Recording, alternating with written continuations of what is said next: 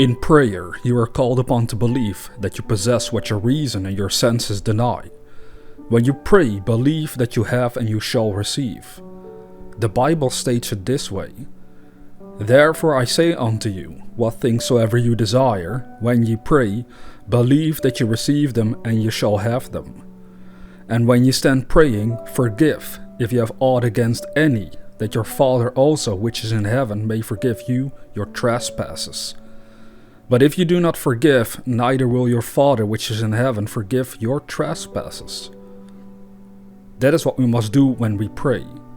If I hold something against another, be it a belief of sickness, poverty, or anything else, I must lose it and let it go, not by using words of denial, but by believing him to be what he desires to be.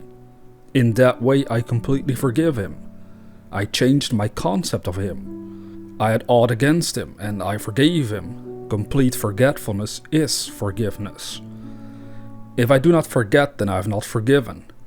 I only forgive something when I truly forget. I can say to you until the end of time, I forgive you. But every time I see you or think of you, I am reminded of what I held against you. I have not forgiven you at all. Forgiveness is complete forgetfulness.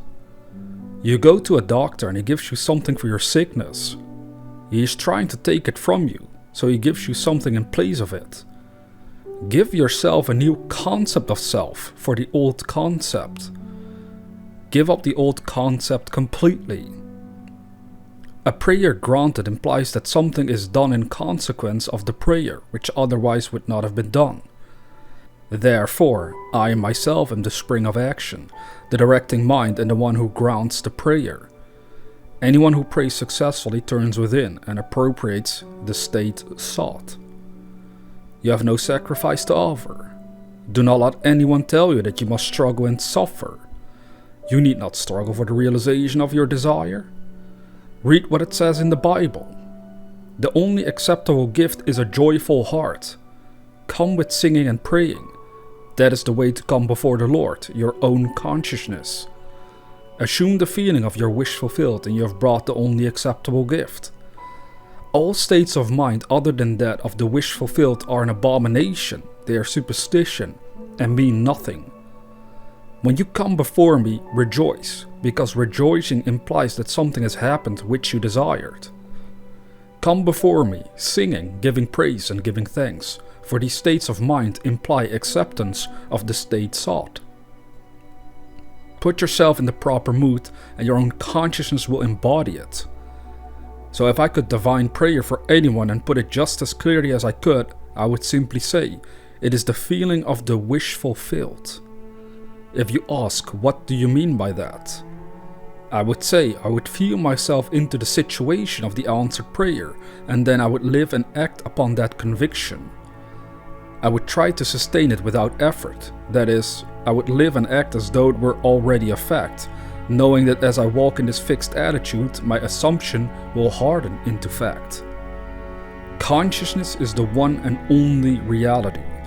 There is no one to whom we can turn after we discover that our own awareness is God. For God is the cause of all, and there is nothing but God. You cannot say that the devil causes some things and God others.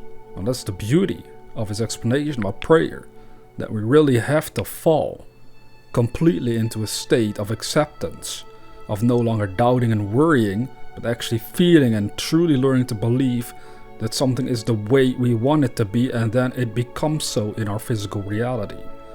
Now, if you're new to this channel, consider subscribing to receive inspirational videos on a regular basis. And with that being said, dear viewer, never forget that we are the dreamers.